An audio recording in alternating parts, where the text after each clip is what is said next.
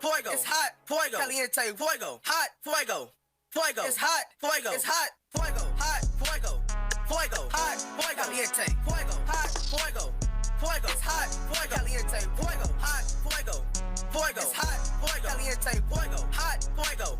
Fuego. It's hot, fuego. It's hot. Beans itching with the ticks. I can teach a. All right, Facebook family, social media family, how y'all doing out there? Welcome to another edition of Naked Truth. I'm Jimmy the Square Guy. I want to talk fly to you before we lie to you on your political hip-hop outlet. And today I got Eric, dear friend of mine, writer / producer. What's up, Eric? What's up, good people? How y'all doing? Hopefully y'all having a good weekend and enjoying your holiday. And be mindful of the soldiers out there that's living and the ones that have deceased. You know, because it's a price in that world. You know, sometimes they don't get the gratification or the due that they supposed to get. You're right. That's real. That's serious, because without what they did, this wouldn't even be possible. Yeah, without a doubt. Exactly. And then they go so unrecognized by so many people. You know what really gets me? And this since you brought it up, that these people go over there, they put their lives on the line for the sacrifice for us to have these liberties. And they come home, they be homeless. Yeah. Man, it breaks my heart, man. It's sad. You know, it's like the government can provide money to go to war, but can't provide money to help the soldiers come from war. And it's sad how I see, you know, and no disrespect to no athlete. That's your job. You getting paid for it, but you pay guys $150 million a year. Yeah. One player. Yeah. I mean, one baseball player got 300-something million. I'm like, To play a game they've been playing since they was a kid. something he's gonna play if he don't even get paid. He gonna play because he just enjoy the game. Yeah. But you can't find no money to put these soldiers in his house that gave you the liberty to play this football or this baseball. That's the world we live in. Think about like teachers like so underpaid to it's like ridiculous. Like True. They educate.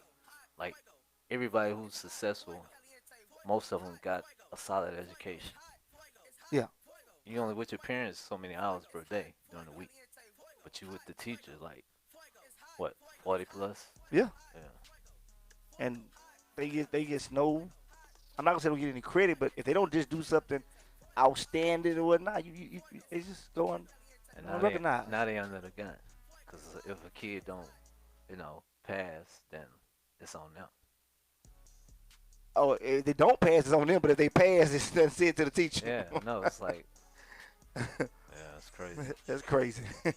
But So I salute you, teachers, educators. yeah, for real.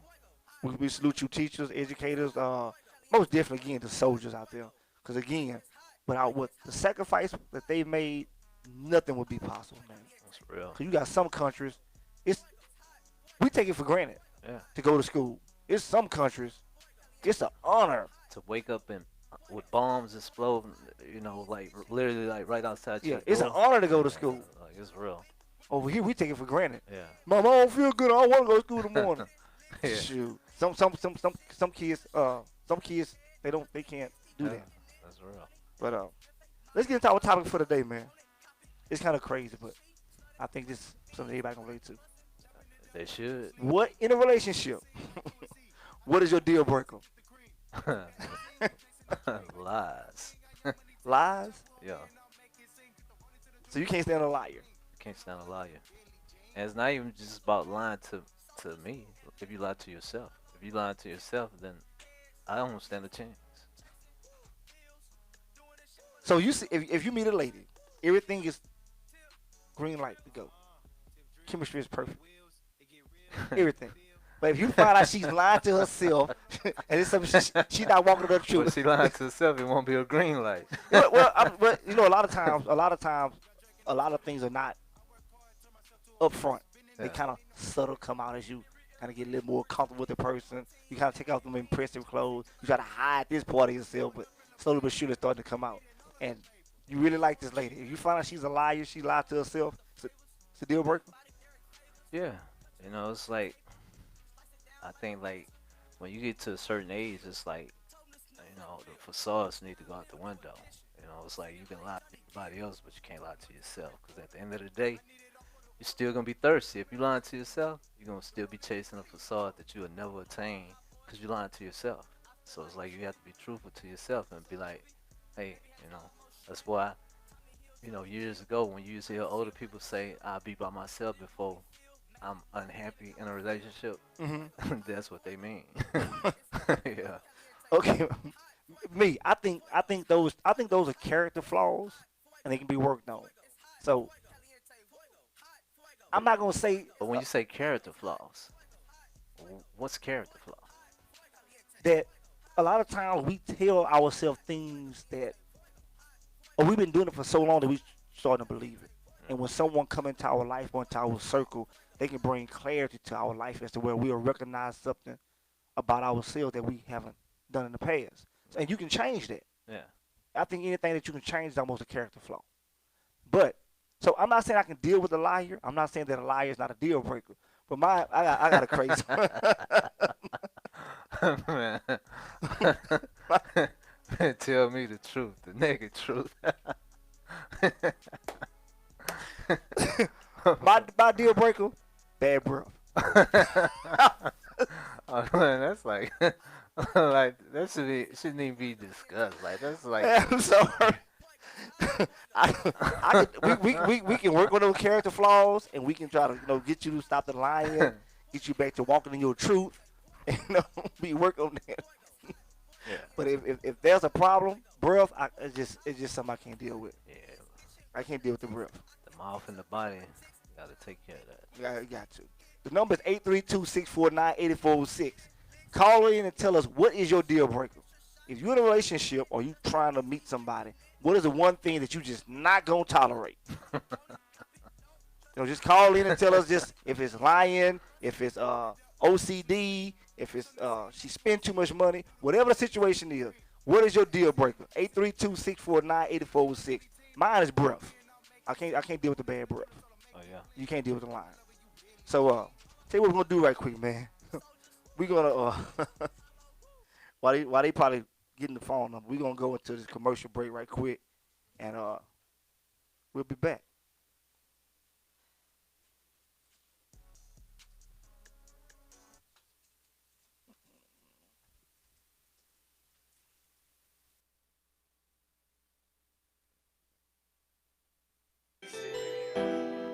Yeah, the dumb way.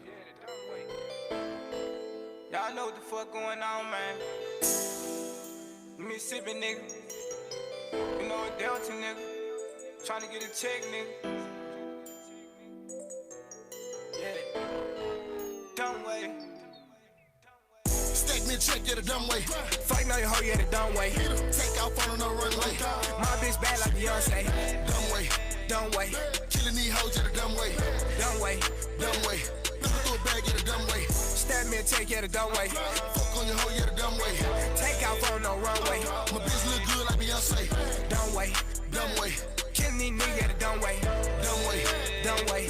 Don't throw it back, yeah, the dumb way. The dumb way. The dumb way. Fuck around, lose a nigga. 8, 4, 5.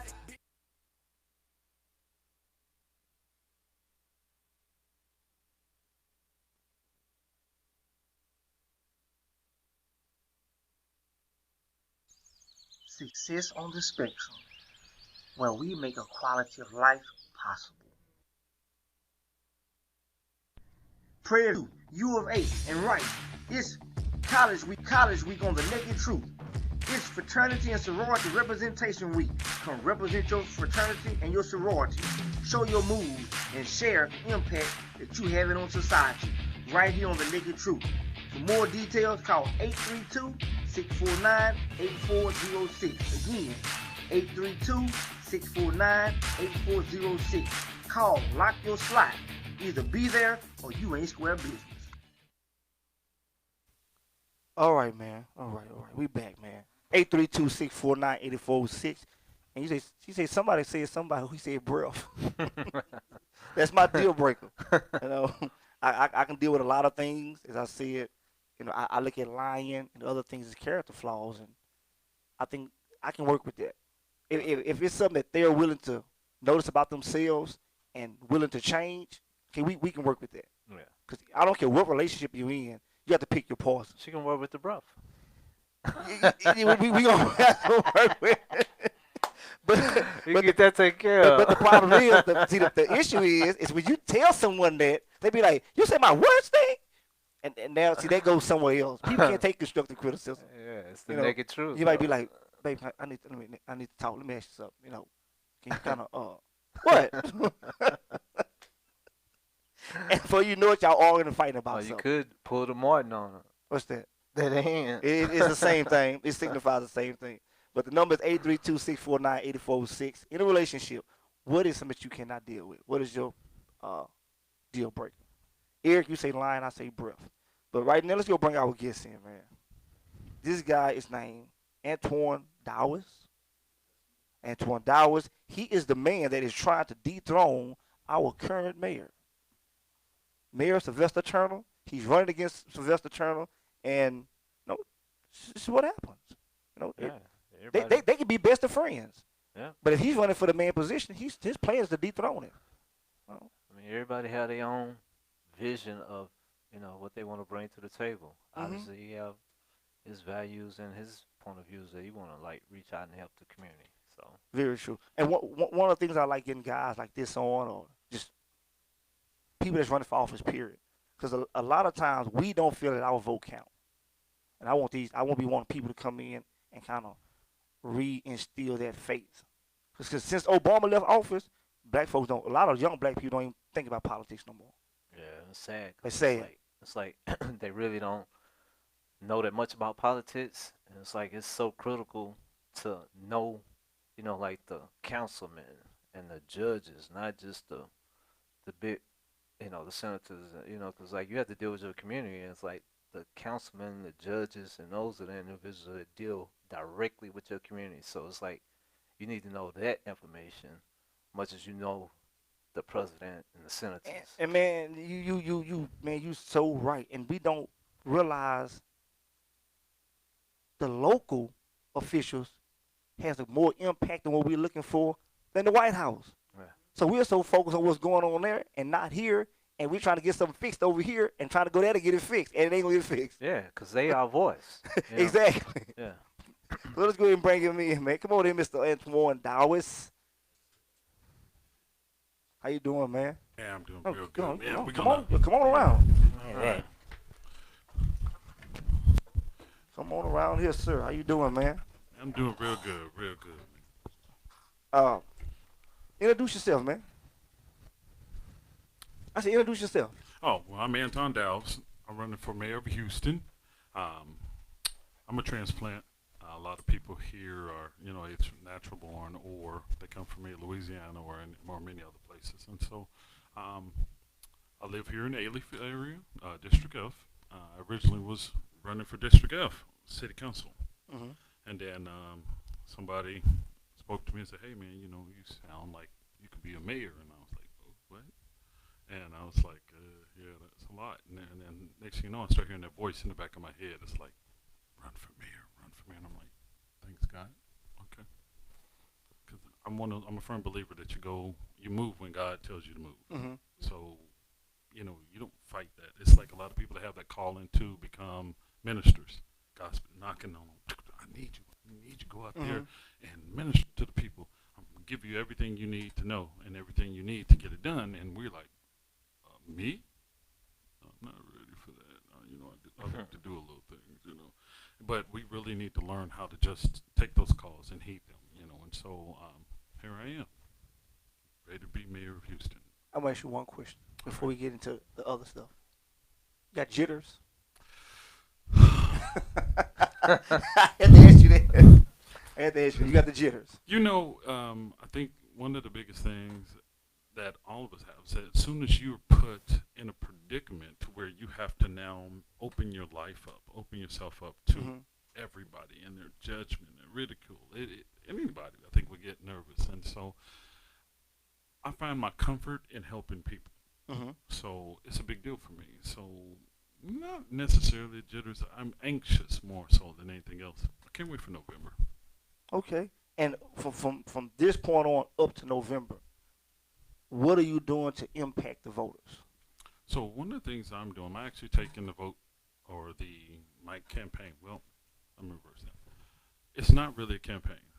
My one-liner is it's not a campaign, it's a movement. Mm-hmm. Okay, for so long, campaigning and politics has become this real negative thing. Like people truly believe that you need millions of dollars to run for office, and that's absolutely not correct. Right? If you have the But does it help?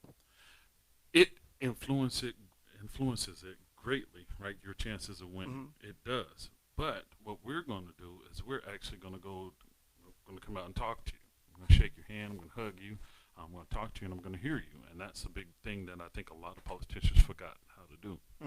Is actually go out to the communities. And I'm not talking about the real nice ones with the really expensive homes. I'm talking about the communities that have been forgotten. The ones let's go out to Greens Point. Let's go out to Cashmere Gardens. Let's go out to South Park. Let's go out to Cloverland. Let's go out to Sunnyside. Let's go to all these areas, A-Leaf, and let's actually talk to these people and actually listen to them and hear what they have to say and what their needs are. And you going out to the communities where people don't feel that their vote count. Absolutely. So only time we see you guys out here when you want us to put you in office. But I'm gonna ask you the ultimate question I ask everybody that I interview: if they put you in office, what's the trade-off? Because they want to know. Oh, absolutely. You go to Cashmere, you go to Greens Point, you go to Sunnyside, and you tell these people you want their vote. But what is this community gonna get if we put you there? Well, absolutely. That's a very good question. And for me, as part of my platform, affordable housing. When I moved here, was one thing that was quite interesting to me is that to even find an apartment that's safe and provides your family, a quality of life, it's expensive. You're talking about $1,500 in some cases for a one-bedroom, $3,000 for a three-bedroom. That's a house note. Yes. Wow. That's a house. My house is half of that. And so we were juggling, do we rent, do we want to rent, determine which side of town we want to live in. And then we started looking at the rental price and we're like, yeah, it's better to get a house.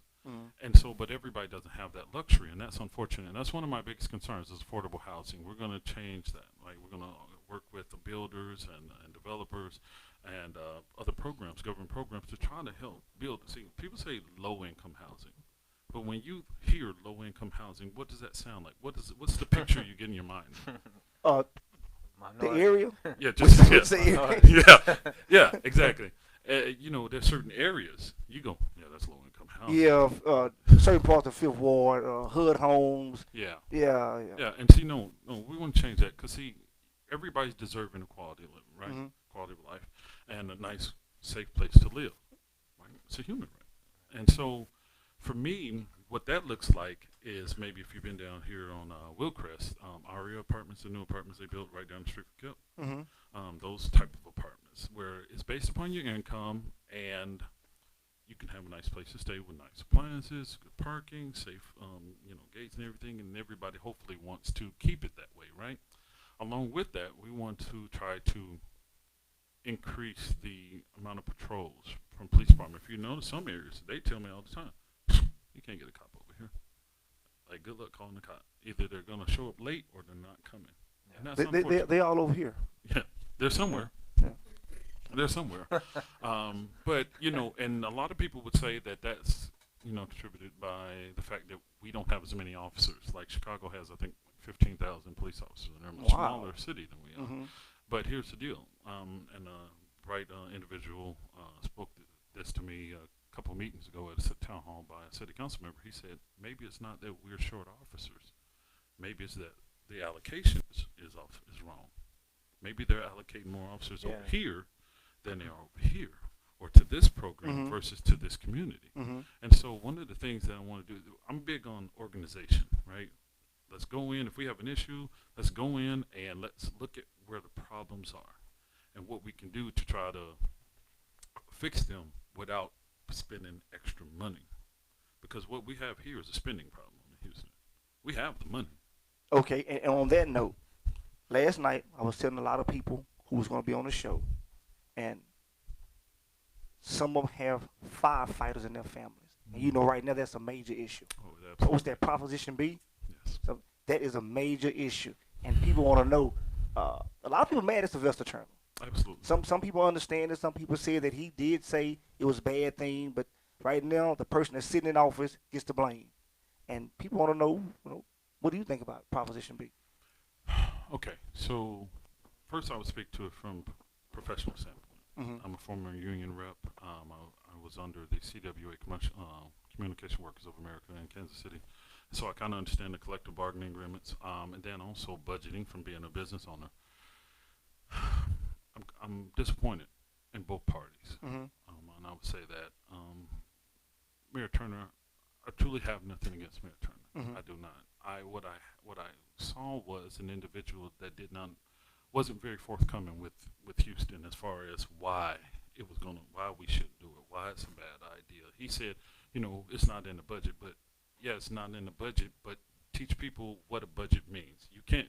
Your budget is a year. You create your budget the year before, right? You say, okay, this is what we plan to spend or budget in for next fiscal year or whatever, and then when you go and bust that with some immense expenditure, that's a bad thing, right? It can also lower the city's credit rating because you've now overspent.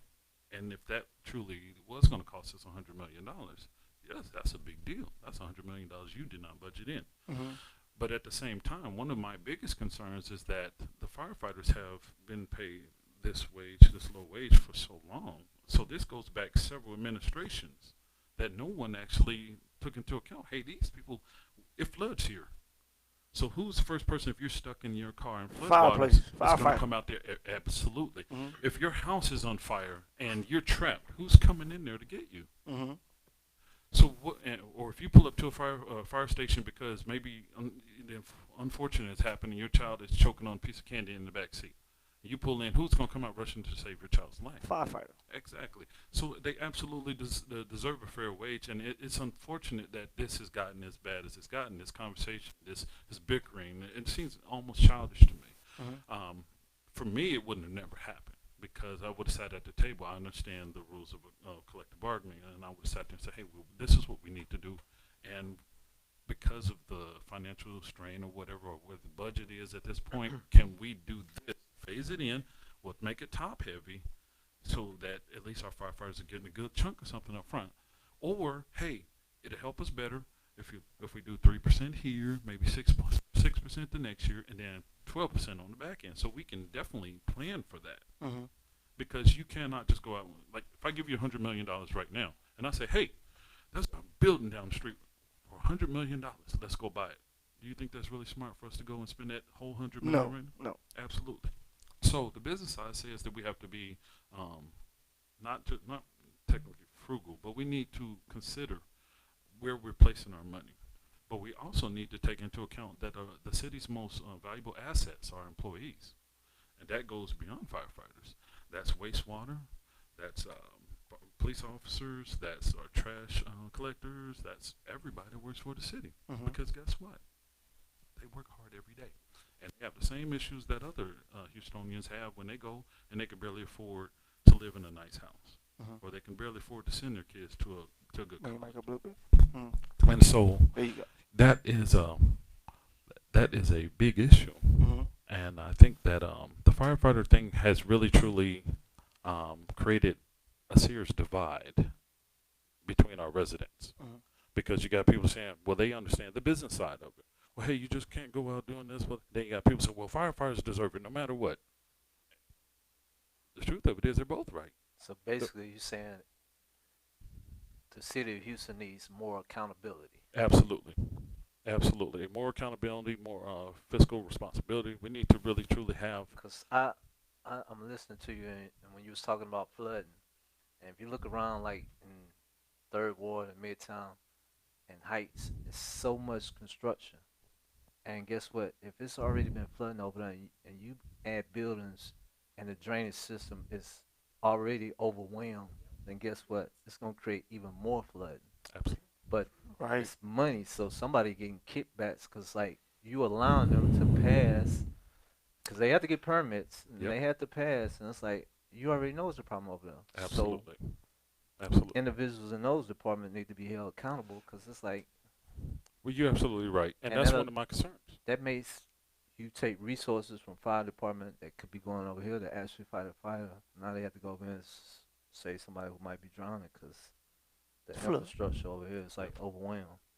Well, that's one of the biggest concerns that I have is that we are overdeveloping. Mm-hmm. You think so? Yeah, because well, here's the deal. So when you look at the amount of concrete in the city, that's you have to have a certain amount of drainage and a certain amount of detention retention ponds. Well, if you look at the addicts, like area flood relief area, they had already considered putting in a third retention area. Mm-hmm. That wasn't done. And then when you look at how quickly they released the water once it had already got too high, look what it did to all those homes. Yeah. Yeah. So we need to do more to try to control the flood issues. But one of the things I think that people haven't don't really truly understand is who's responsible for the flooding issues. Because if you talk to people, the first thing they say, well, that's Harris County. Okay, Harris County does have a part in that. They absolutely do. But if you look at it on your residential street, whose streets are those if you live in Houston? That's the city of Houston sewer system. So that water, when it fills up in your street and then ends up creeping into your driveway and into your house, whose responsibility is that? City of Houston. City of Houston. So we have not done what we need to do on the city side to try to prevent that type of flooding within residential areas and even business areas. Yeah. So there's a lot of things that we can do. So flood abatement, affordable housing, criminal justice reform. We got a lot of people sitting there going to jail for things that typically, especially in the black community, that get astronomical sentences for the most simplest of things, right? So you have people maybe doing 12 years for maybe 2 ounces of marijuana. I mean, I don't know if that's true, but I'm sure it could be possible. Well, you actually that's true. You got people doing 4 more time than that for small amounts of marijuana. But And so along with that, you know, you hear about bail reform. There's a lot that we have to consider in that situation. And one of them I heard recently during a town hall was a young lady was talking about how a domestic violence abuser was able to get released without a bond and be right back on the street. And the concerning side of that is that he's now even madder because he got taken to jail. So the likelihood of him going back to do something worse has increased. And so when we look at these things, criminal justice reform, affordable housing, healthcare, I mean, a lot of the things that are on my platform, we have to be very specific in the parties that it's going to affect and how we want it to affect the whole community versus just, hey, let's do this, because that's what we have. We have a lot of, hey, just do this. I mean, there's a lot of bills that this last session where they want to limit your ability to drive your neighbors and friends to the polls. So over three persons in your car, if you transport them, you'd have to fill out a form and say what? Yes. There's a whole bunch. That's discouraging. Well, it's voter suppression. It's voter suppression. They also want to make it so that if you voted and weren't supposed to vote, that you could be charged with a felony. Or if you made a mistake on your voter registration or anything, it could be a felony. These are the types of things that, like you said earlier, that people don't pay attention. You need to research everything. I can sit here and tell you a whole bunch of things. But what I want you to do is I always want you to go back and research it for yourself. And right now we have everything on our fingertips. These phones are held hand computers. We can find out anything, but we don't. Google and a whole bunch of others. I mean, we had Yahoo for a long time, and then came Google and Alexa. You can ask her a whole bunch of things, but we don't. We don't. And then along with that, there's libraries. Libraries have always been there. Always. I tell people you can't expect change without change. You know, if you keep doing the same thing, you're gonna expect something different. If you don't research and get some answers and try to like actively do something to change something, then you shouldn't be mad when you get what you've been getting. Absolutely. It was that old cliche that we want to change the world but not change ourselves. Yeah, because everything that we're looking at right now started within. Absolutely. This right here was within somebody. And you want to change outwardly, that change has to come within. It's called work. Something that we do not want to do. Work. We do not want to do no work. A good friend of mine, Bill Duke, was in an editing suite, and he was editing a movie, and he looked at me. He said, "Eric," he said, "This the part that don't nobody see being in here all day for 7 days a week." He say, "Everybody want to go to heaven, but don't nobody want to die." He say the work involved is the part that people don't want to really do. Yeah. Yeah, they just care about the end result. Now, you said something about domestic violence. You a big supporter. I know you. I think everybody's against domestic violence, but Yes. are you a part of any domestic violence organizations? You, No, I am not, but I am I do not like any type of violence for that matter. But domestic violence is one that really holds a soft spot for me because I've seen it, and I know people that have gone through it physically, mentally. Um, there was a couple situations where I had to intervene where my mother and past guys she had dated, and so it was it impacts you. A lot of people I think don't take into account the negative impact it has and the long-term impact it has on individuals, even the children. I'm 43 years old, and that happened a long time ago. And so now, I still think about it. And then I recently connected with a young lady, and she was concerned with the fact that um, she had reached out to our current mayor and to try to, push a program that she had. And I'm like, wait, hold up. That's always been something I want to be a part of. In Arizona, I know a young lady who had a house. It was a safe house for women looking to escape domestic violence. And so I started talking with her, and I said, hey, you know what? I want to put together a safe house for women fleeing with their children and whatnot, fleeing domestic violence situations. And so start the ball rolling, start getting some connects, and now we're looking for a house. And so that's what we're going to do. Yeah. And so what I tell people is that you don't have to be a politician or wealthy to institute change. And I think that's one of the things that what stalls a lot of people, right? Because we all have ideas. I'm sure you got a million ideas, you got a million ideas, we all got a million ideas. But one of the things that stalls is that society has started to make us, has forced us to believe that you need money, that you can't do anything without money, or a degree for that matter. sure seems like it though. It does. It absolutely seems like it. But I'm going to tell you something. Before there was college education, before even black or slaves were able to be educated, they were inventing things, even things that you use today. Mm-hmm. And so we have to realize that the true intellect is deep inside you. Yeah. You just have to allow that person to come out and serve you and your people. And when I say your people, your community.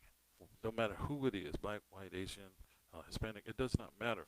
But we need to step forward and say, I will be a part of the positive change. I will be a part of the reconstruction of our communities, and I will be a part of our children's lives and quality of education. Because a lot of people tend to not really understand what life is about. It's like at the end of the day, I know from a spiritual standpoint, you are to be a blessing to somebody else. Because like God never give you like something like in your hand.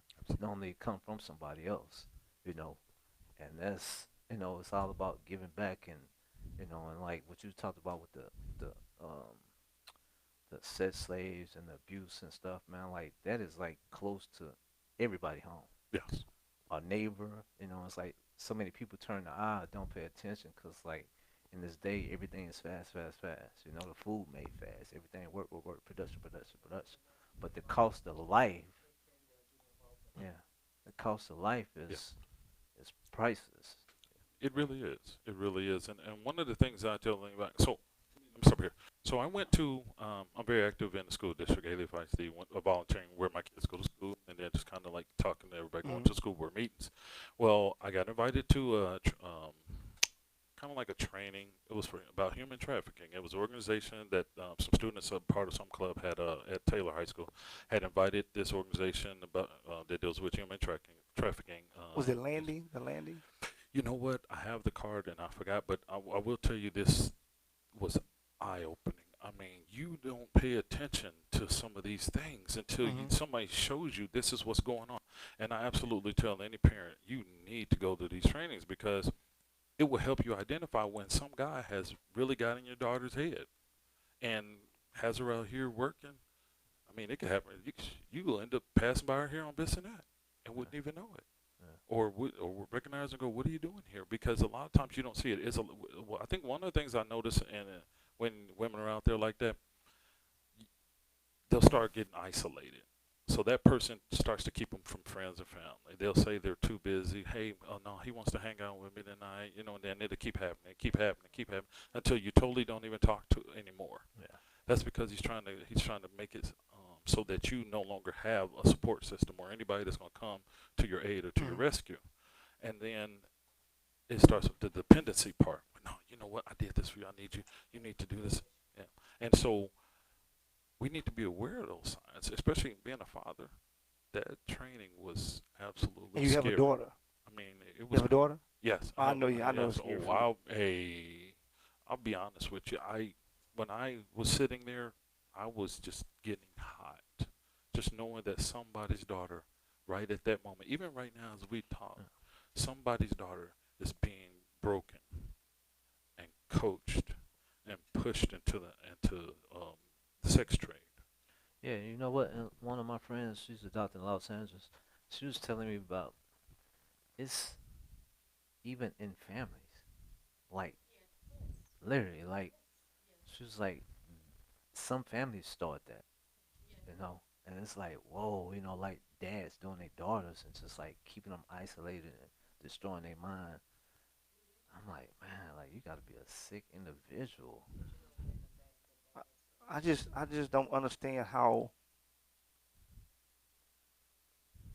Well, when and it varies. I'm not gonna say it's the parent or the household where the mom or dad is working 2 or 3 jobs, because some of them have a 2-parent household, some of them have a stay-at-home mom, and this thing's still happening. It's just something that I'm glad that there are organizations that are fighting against it. There are people that are supporting these organizations trying to get it stopped. Yeah. They have a group upstairs called the Landing. They are huge. In fact, I think they own the entire floor. Oh wow. They have that many offices upstairs, and they're big on human trafficking. So we do have a show with them coming up, and man, they gets into it, deep into it. Well, one of the things that the guy told us during the story, he put pictures up on the screen, and what he asked us to pick which person was it? Was it the victim, or was it the perpetrator, or was it John, or was it the pimp? And so one of them, it was quite interesting. It was a high school student, one of those real popular, maybe he's a football player at school. He actually had his girlfriend out there, and then she ended up recruiting this less, like one of the young girls that don't really have a lot of self-esteem and things, and sent her out to do it in her place, because she was tired of doing it. And so this is in your high school, this is in your middle schools, and like you said earlier, it's your neighbors. The police officer, commander, and sergeant, chief from our area here was speaking, and they said that a lot of the girls that are here on this street don't live in our community. No, they don't. They from the other side of town. Oh, absolutely. Rich area somewhere. So a lot of people don't know that their neighbor, that sweet young lady that they talk to, wave to all every day, when she leaves, she's not going to AT&T or whatever, another little business to do customer service or whatnot. She's coming down here. He even said that they had some girls that came down from Indiana to work. You work on Bissonnette? Yes. Bissonnette that hot? Man, It's it's world. hot. I'm serious. It's hot. When I was growing up, it was Main Street. My dad was a pastor, so worship service was guaranteed. I mean, every time we went to worship services, Main Street and Johnson Drive was the spot. And growing up, hearing it in songs, watching it on the news, it was a world-renowned street. But I didn't know that Bissonnette had became like that. So I know it's kind of humorous that I said it, but Bissonnette is like that now. Man, I guess you don't take your kid to try to get a Happy Meal over at McDonald's. I don't have any. I shared this before. That's one of the things that scares me about having kids, because if someone did my child like that, I don't know what I would do. Scary. That's very scary to me. It's scary and concerning, and we see it, and you see it, and it impacts the children in our community. Mhm. You know, we know that one of the elementary schools in this area, the kids that attend there, it's their mothers that may be out there on the corners of our street, or even some of them are high school students. It's unfortunate, and it's something that we have to truly attack and try to change. And we can't keep turning a blind eye to it because, like you said earlier, not my daughter. It's none of my business. No, it is your business because it could be your daughter. Yeah. Maybe that young lady knows And- your daughter and will talk her into, hey, there's a lot of money out here, or because she's just trying to get herself off the street and knowing that the only way to get herself off is to bring somebody to take her place. You know, you're right. It's never justified to turn a blind eye. But I've seen situations and came to understand why people do that sometimes. I've seen that people got involved, tried to help, and they end up losing their life. A pimp or somebody came and shot their house up or burned their house up, or even in domestic violence situations where the guy's jumping on a lady, you pull over and try to help, she turn around and jump on you too for beating Yeah. a man up. It's quite scary, and what I revert back to is I think about people like Martin Luther King, Malcolm X, Medgar Evers, people that went out and fought for people that truly rejected them. Some people in our community was like, "No, we're good. We don't need all that drama. You about to make all these nice people mad at us, and they're going to hurt us." And so they were so scared to go ahead and allow themselves to get in a better position based upon the works of this person. But this person is saying, hey, I'm willing to make sure that you get your just desserts, even if it kills me. Yeah, I saw what Malcolm X said that in an interview, and guy was asking him like, "What's the price of freedom?" He said, "Death." Today's Memorial Day. Yeah. I mean, wouldn't you say that the men and women that have put their lives on line and said, hey, sign on the dotted line, you are no longer a person, you're actually government property once you sign up for the military. So you're saying, I give up my human rights. Yeah. I will go wherever you tell me to go and do whatever you tell me to do to make sure that all the people back home are okay and that they get to live and enjoy another day. It's the saddest, most honorable thing that you ever see or be a part of in your life. And so what I would tell anyone is that I do intervene. I got friends, family that intervene in Kansas City. We talk about it all the time. You know, I'm not going to let you sit there and beat your girlfriend up. That's not going to happen. It's just not going to happen. I'm not going to come up trying to beat you up. I'm going to try to, hey, man, wait, stop. This is not the way. You know, talk to you. If that does not work, you know, but we need to stop just being there, picking up our phones to record everything. You know, but that does help. That's you know, everybody have their own way of getting involved. But I want to get a number out again. The number is 832-649-8406. Anton Dowls. Anton Dowls. Yep. Running for mayor. He's running against Sylvester Turner. So if y'all want to call in, have any questions for him, the number is 832-649-8406. And really, the man's just showing you he's a people person. Pretty well rounded. Yeah. Well, I'm absolutely a people's person. So I was a bail bondsman for 8 years in Kansas City. One of the reasons why I got involved in that was because I saw my community. I saw everything that we're seeing right now. I saw it back then. One of the problems were that young 16, 17-year-olds would get tickets in their parents' cars or in the car that their parent brought them, and they wouldn't tell them about it. They think it just go away. Then it turns into a warrant, and then they're driving again, and then they get stopped and they get arrested. Now that bond is $1,000. City bonds are 20%, so you had to pay $200 to get out. And so you have these single mothers that just got paid that day, and then bringing that $400 check down to you to bond out that child.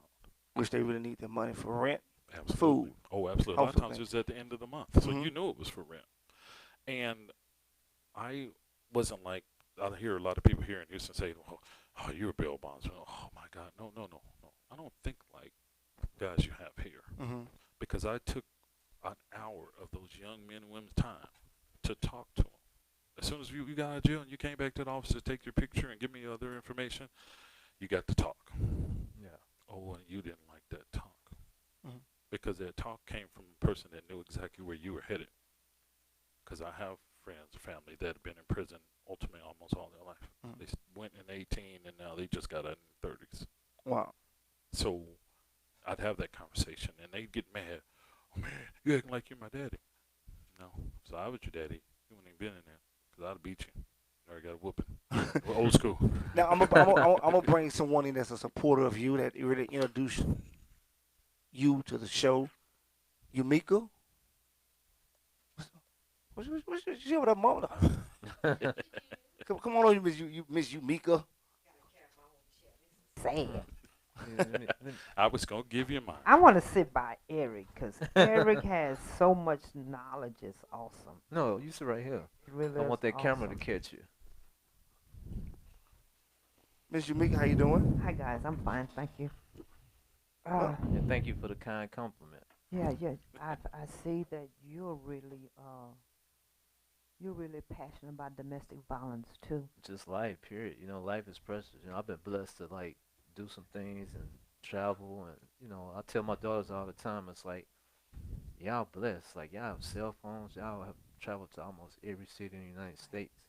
It's like some kids don't have cell phones, can't spell a vacation. Their parents can't spell a vacation.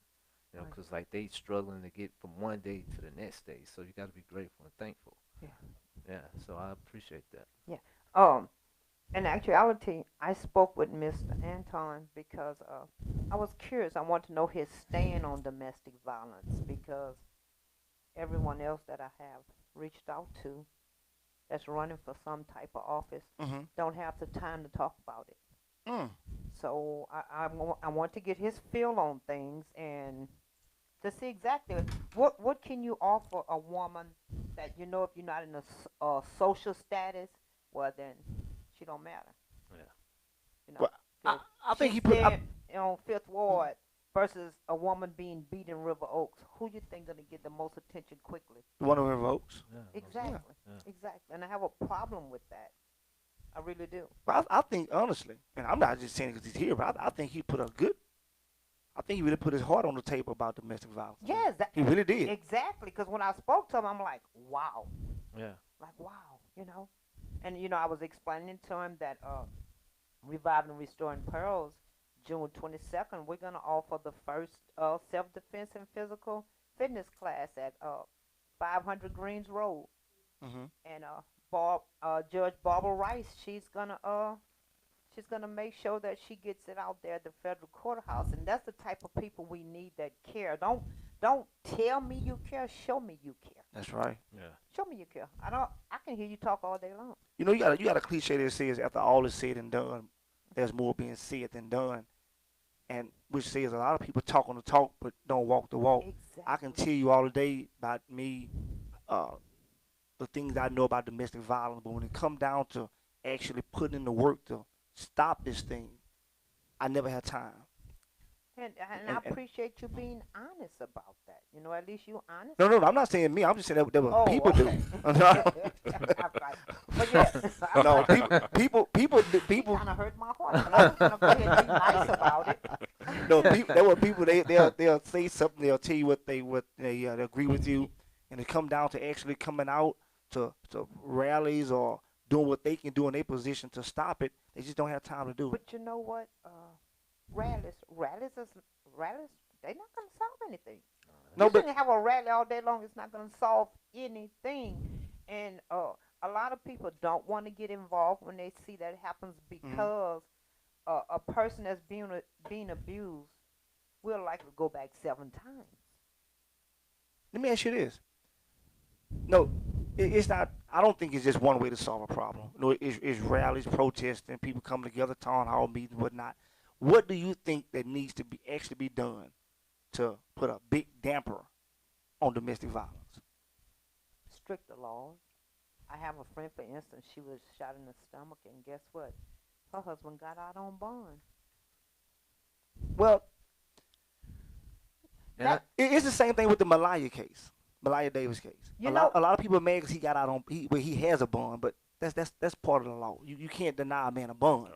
But I mean, but basically, what the law is telling me is you can attempt to kill me and you can get away with it. Well, I think That's what it's telling me. one of the big things I think that I now take this is what I think you're trying to say is that it shouldn't be easy for an abuser just to walk right back on the street. True. I think that's what she meant. And so yes, in an instance like that where somebody's life may be in danger, there should be a higher bond set to make it, hurt a little bit or make it more difficult for that person to easily just go right back on the street. Exactly. You get more time for being caught with a joint than you do for abusing somebody, and that's stupid. That's stupid. I think personally myself there should be more education classes, not just for the victim but their family members to educate them, know the signs, know what to do. Free self-defense classes, different things that you can get women out and listen to them. Don't talk at them, but listen to them. You never know what's going on in a person's mind. I had a lady reached out to me, like I was saying yesterday, but she don't want to leave him because she love him. And I say, well, I can't put myself in a situation of getting hurt because you don't want to leave somebody and you telling me he has a gun. That's scary. And then she has 2 kids, so Is she totally dependent upon him? Is why she can't leave? no, she works and go to school. He doesn't work. Wow. He doesn't work. I think that kind of goes back to Wow, we need that to left do a me better speechless. job of like as we're raising young women now, we need to start like teach them how to like keep themselves, like keep their self-esteem up, and know their worth, and know that a man that is not truly providing for you is not truly worth your time. Because if any man is sitting there on the couch playing video games, eating up all the food from your kids, why is he in your house? But see, then there's another problem too. If he's providing for you, then he's controlling you. Yes. So it's kind of like a thin line. Mm-hmm. And if you're in a poor section of town and you don't have, the income or whatever, well, he's doing everything. So basically, he's controlling you. Yeah. Yeah. And if he has to take the finances to keep you there, that's what he's gonna do. Yep. That's exactly what he's gonna Now, do. but in reverse that, as you said, her situation is she work and go to school with 2 kids. He does nothing. So where's that control on his part coming from now? She's scared of him. That's why the control part So comes from. fear. She's scared of him. But the fear is not greater to leave than that it is to stay. If I stay here, he's gonna eventually continue to beat me and probably get worse. But I think it is greater because I asked her that question and she told me, she said, I'm scared to leave. I mean, how are you not scared to leave? Get And up. it's Even if he'd send him to the store or something and It's- just leave. it's a real delicate situation. A friend of mine, she lost her life, and do you remember the group High Five singers? Well, a couple of years ago, singer, he killed her, and she's his baby mama. And when she told me that she was like had a relationship with him, and they longer was, but they had 2 kids together. He would charge her to watch their kids, and like literally like, dude killed her out of just pure anger and animosity, cause she was a go-getter and got up and moved around, did what she had to do, and he just took her life like it was nothing. That's why I think education is very important. Even if you're starting it off in junior high, educate these young ladies so they'll know the signs. And Teach them. and it happens in different aspects of life. We always think, oh, it ain't gonna happen to me. It will. I say the same I thing. see women who guys they'll be fussing. He may grab her arm real aggressively, but she doesn't take that as signs of domestic abuse and how it can increase. Yeah. She always saying, oh, I got you know how I talk too much. That's never justified for him to do what he did. Exactly. And we again somehow we psychologically trick ourselves to say, oh, it's, my situation is not what theirs is. Exactly. But that's where it starts. You 18 now. Now when you're 38 and you used to being treated like this at 18, what are you going to tolerate when you're 38? And another thing is you have a lot of mothers that and it's so sad when they own drugs and stuff.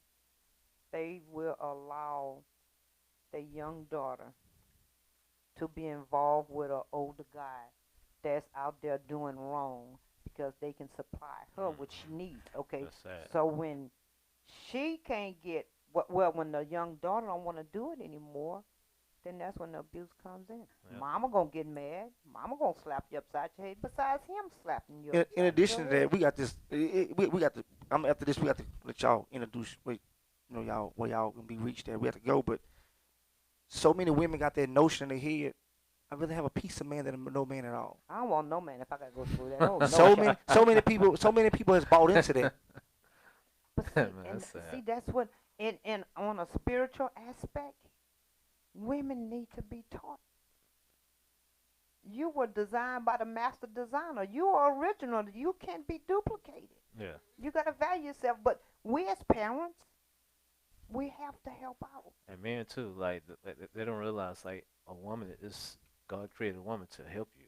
You know, it's not for you to abuse her. Exactly. You know, so it's like, you know, like I don't know, like generational wise, like somewhere the ball was dropped, but it's like really like need to go back to basics and start re-nurturing like everybody. Yeah. Okay. I'm so glad I reached out to Give Mr. Anton. Cause give your information out and let them know what where they can reach you, or vote for you.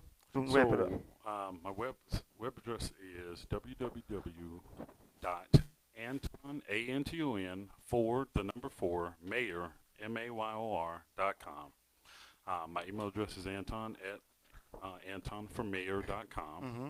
And my phone number is 713-425-5525. And that's my direct number. Get that number out one more time.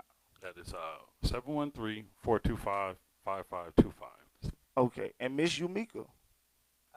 I can be reached at 713-398-9025 or on any social media, Reviving Restoring Pearls, Mm-hmm. or they can reach out to Miss Cassandra Fry, Mr. Damon Coleman, and I have to say this, that we have a physical fitness trainer. She has partnered up with Reviving Restoring I saw that. Pearls. And I saw we're that. going to start doing this twice a month at least.